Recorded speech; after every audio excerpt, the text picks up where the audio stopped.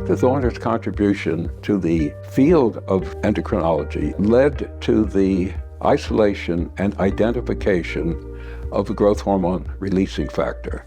That's where the genius is. Most of us didn't think about that. He did.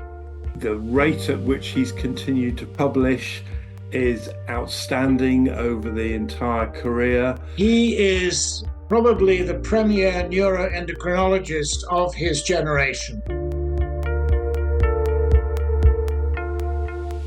I've known Dr. Thorner for over 40 years. He and his supervisor, Michael Besser, were the first people to show a non-surgical cure for a tumor of the pituitary. I was a friend of Besser, and he asked me if I would take Dr. Thorner into my laboratory, but the University of Virginia offered him an associate professorship of medicine.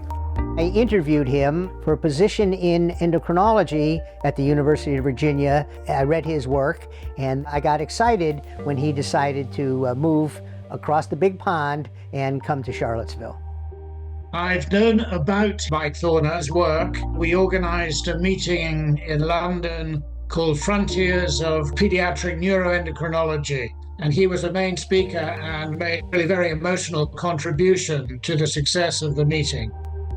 Based on the acute responses in normal people, I would describe him as having an outstanding intellect. He has continued to produce research of an extraordinarily high caliber. I recently looked at that, and he's published over 500 scientific papers and trained dozens of young endocrinologists.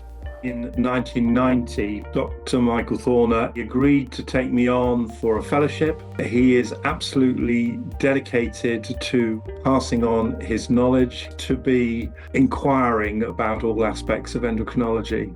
It's very clear if you look at what he's done. He has made very seminal observations from an acromegalic patient. He put together the pieces of the puzzle, and something that's really odd came to be a therapeutic drug within a couple of years, almost unheard of. Even now, at his age, he's making a remarkable contribution to clinical endocrinology and also to pediatric endocrinology and to the field of growth. I would be very hard put to name many people who would be in his league as far as contributions to the field of growth hormone and of growth studies.